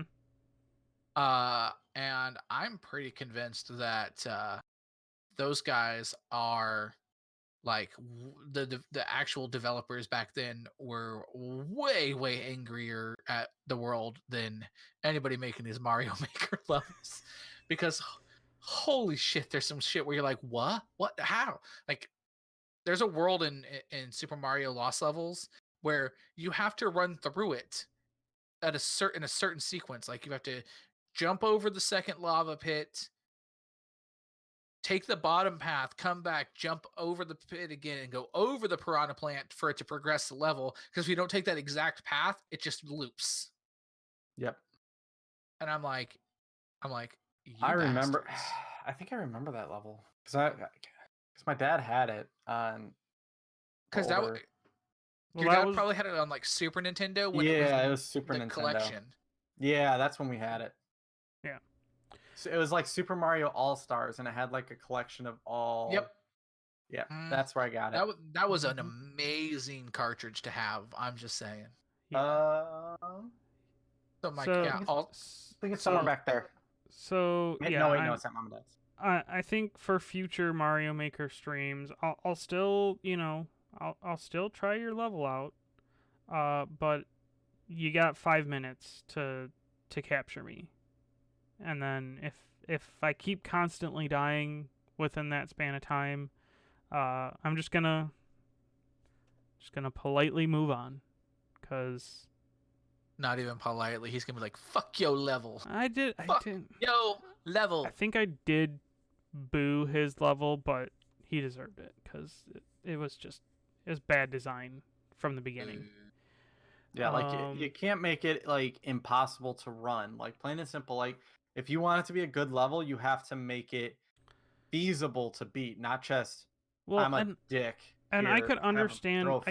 I can understand that hard jump that I was running into a problem with being towards the end of the level, but right at the beginning, it's like, come on.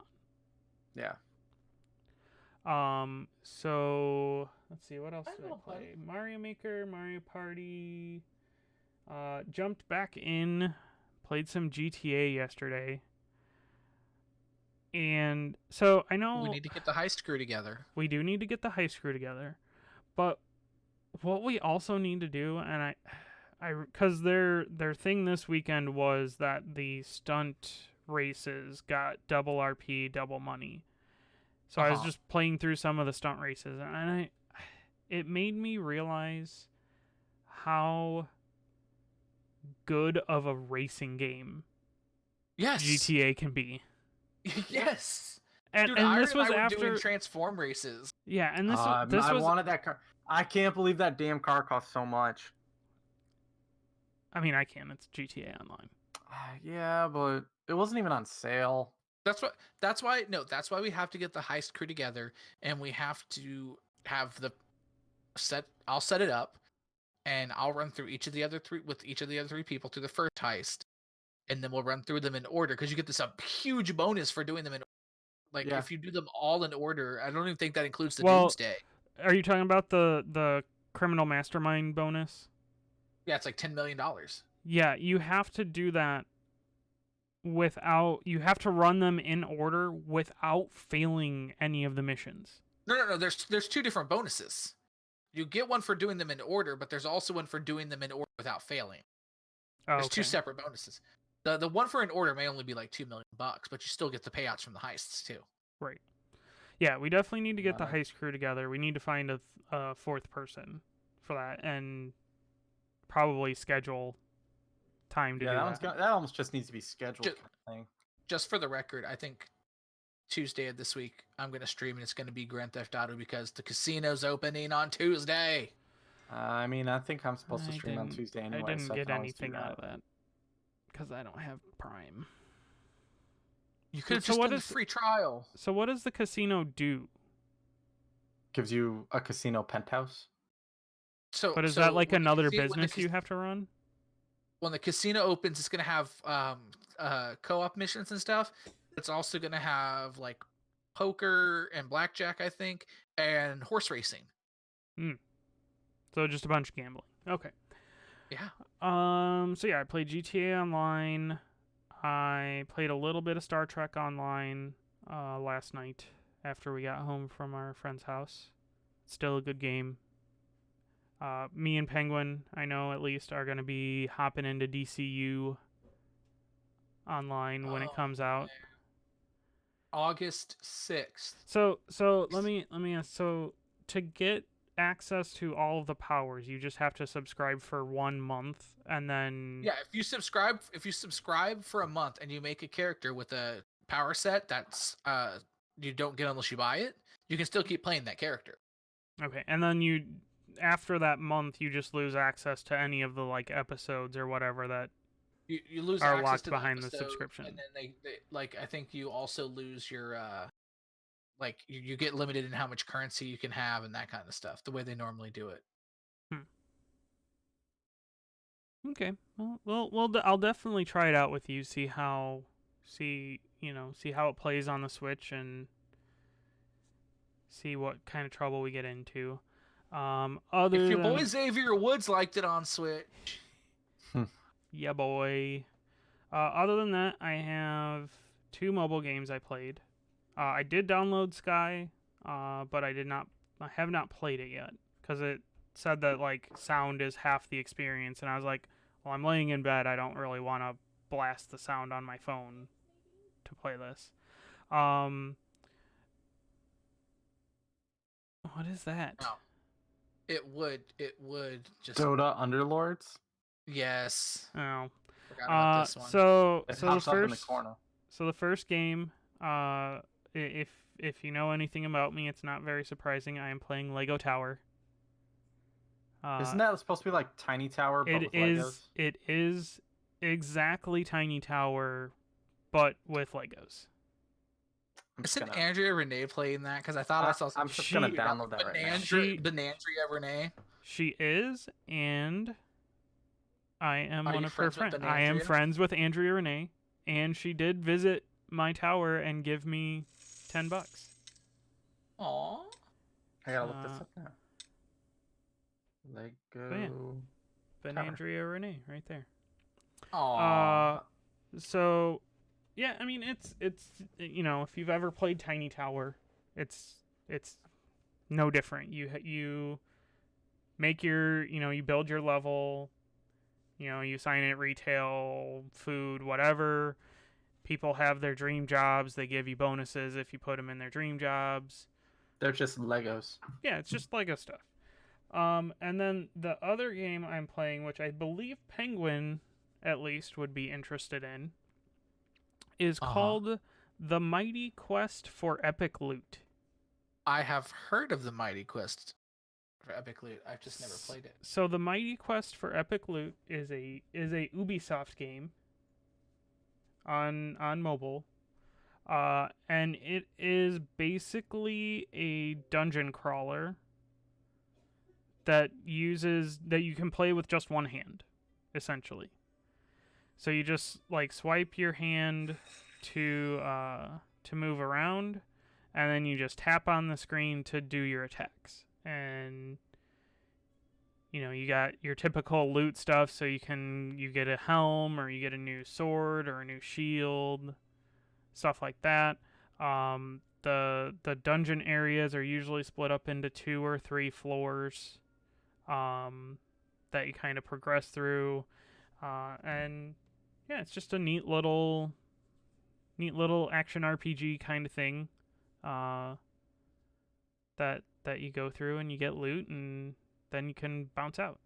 It is a free to play game, so there is like an energy thing where you can only play so much, and then you gotta let it recharge and stuff like that. But I haven't run into that I haven't played it enough to run into that, that kind of problem. But and then there's, chests that you can either, use diamonds to unlock or which you earn in game, so you don't have to pay anything.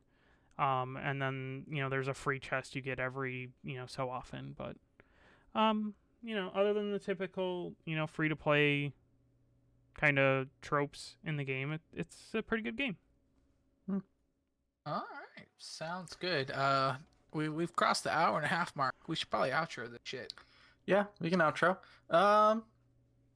So housekeeping giveaway on the 24th. So in 3 days. So today is recording as Sunday. So does that make it Monday, Tuesday, Wednesday? Wednesday sounds about right. Yeah, it'll be Wednesday. Yeah, Wednesday. Giveaway is Wednesday. If you want to be entered, please go ahead and subscribe to us up in the top right of your screen. Drop us a sub. Would be greatly appreciated, either with your Twitch Prime or with $5. Either way, you are entered. Once you do that, go ahead and head to the Discord at discord.lunarcastaways.com. You can type We're getting good at that, Mike. point. Yep, you can type !Discord into the Twitch chat to get a link there, and all you have to do is just make sure your Twitch is linked to the Discord, and you will be entered because that's where we pull our winner from. As always, the giveaway is a $60 gift card of your choice to the place of your choice. It could be any of the gaming stores. It could be Amazon. It could be Dick's. It could be yeah, you Best could have Buy. $60 worth of Dick's, kids. It could be Best Buy. It could be wherever. We don't care. And we're talking about the sporting goods store. Yes. It can be wherever you want it to. Or are we? So we'll pull the winner from there. What else? I'll be probably streaming on Tuesday and Thursday this week, barring any random things that pop up like last week, which was so fun. I think that's it for stream. Mike, are you going to be streaming on Friday at all? Do you know? Probably. Or any maybe. day?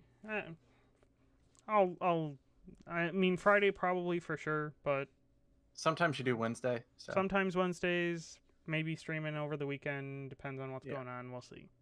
Yep, and that's fine. And then I posted an announcement in the Discord, but I'm starting up the Fantasy Football League for the Discord.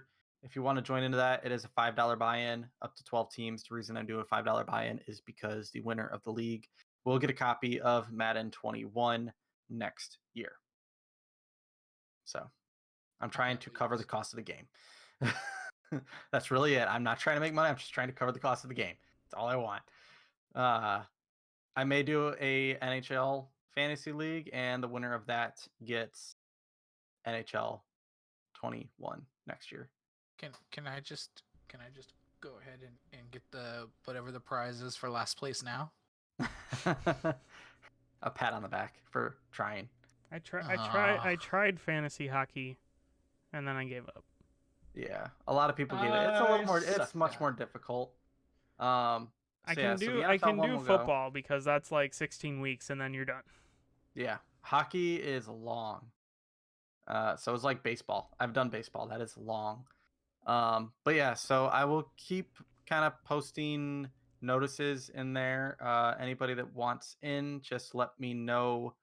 And all you got to do is give me the $5 and I will send you the password into the league.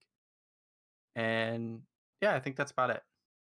I would like to ask people to, and whether this is in Discord or,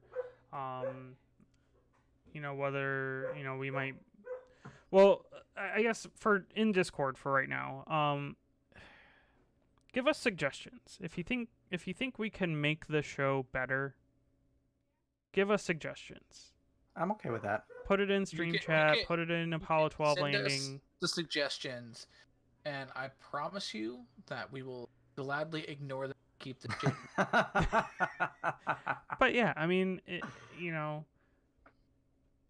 any suggestions? Talk, more about upcoming video games, or talk more about, more in depth on games or something. Yeah. We're help us be a better show, but not Oh my too god! I good. thought he was about to do the "help us, help you" thing, and I was gonna be like, "No." No, no, Help me, help you, help me. help us be better, but just to the highest levels of mediocre. We don't want to go Highest any levels of further than that. Yeah, we can't. We We're all not know the allowed to. consequences of that. Yep. And we at least got to make it past the record, okay? If we get any higher than mediocre, half of the population will just disappear. That's It's true. gonna get snapped.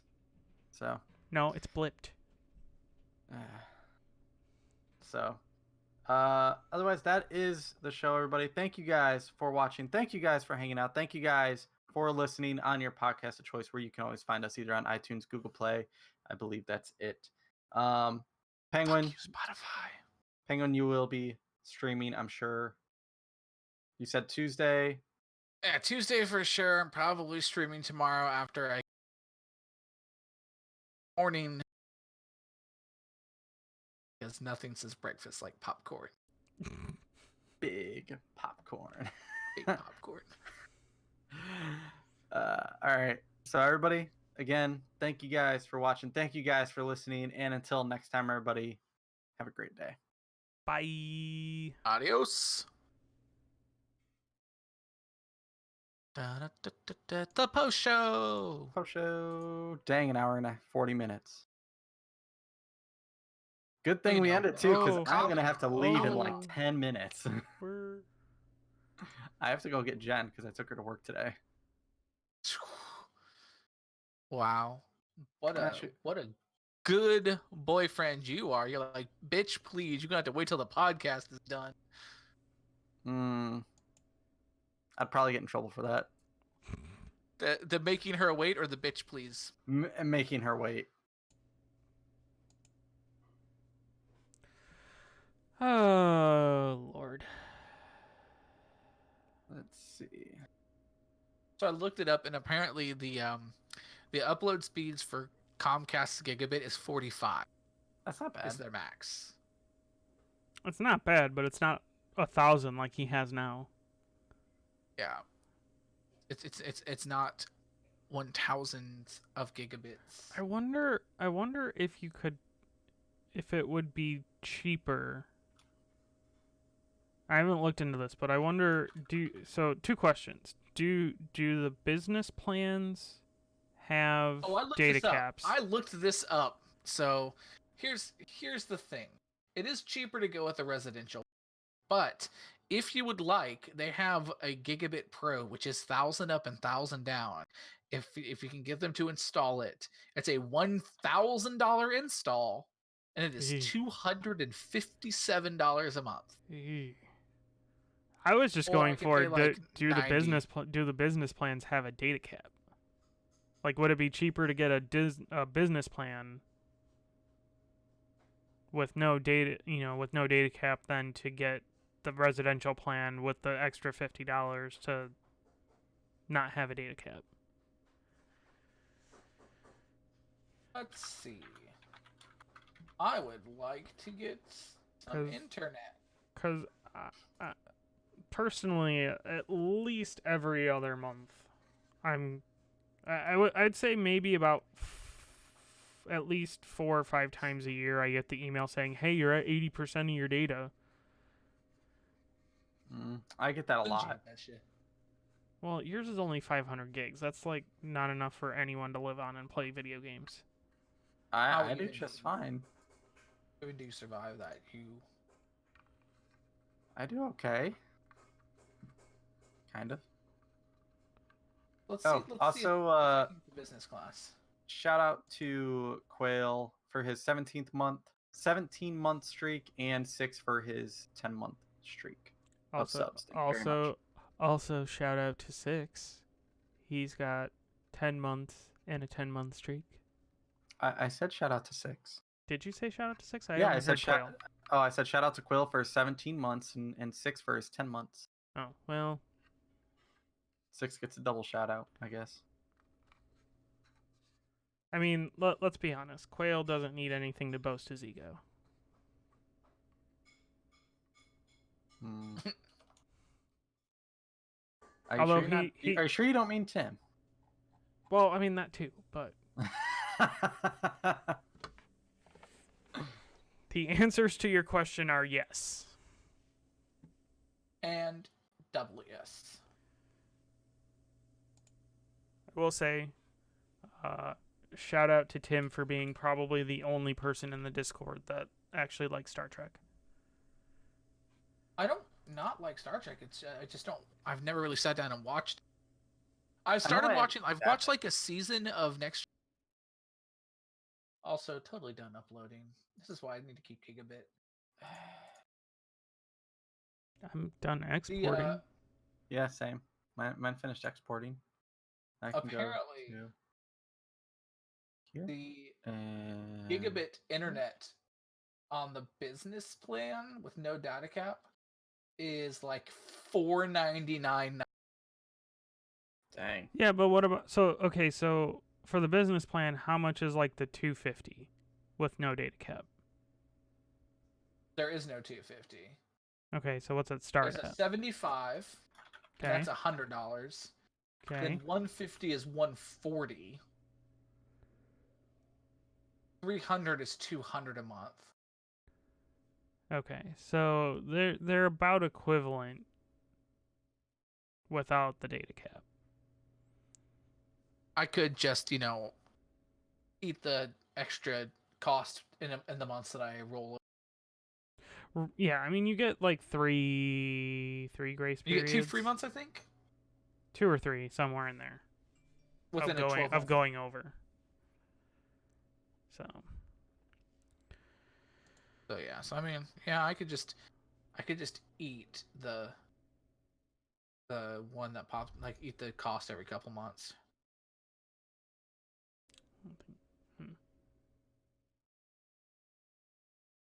All right, well, I guess Iron's got to go, so we might have to cut this post show a little short. Yeah, I'm gonna have to get going. Blame it on Iron, y'all. I might jump into some GTA if anyone wants to join me. Depends when I get back because I don't really know what we're doing for dinner. Yeah, if I am free, I will. Well, I mean, we can do it. We can do it later too. Yeah. Otherwise, more than likely, I'll be doing it for Tuesday stream. Later's I'm kind of okay with. Just mostly because, all I've eaten today is a small bag of Cheez-Its and a little like turkey bacon sandwich from Starbucks. Yeah, so I gotta eat some real food. Go get some food. Yeah, but I'm saving the barbecue I had last night for like lunch tomorrow. Barbecue. Because I hate to eat the same thing 2 nights in a row for dinner. See, I've done that sometimes. Nick leaves, and all of a sudden, Penguin is back under bachelor food rules. It's like, motherfuckers, I'm going to Whataburger. All right, let's call it. It's been a post show. It's been a show. Iron's got to go pick up Jen, so he doesn't get yelled at. So we will see everyone later. Bye, people. Bye.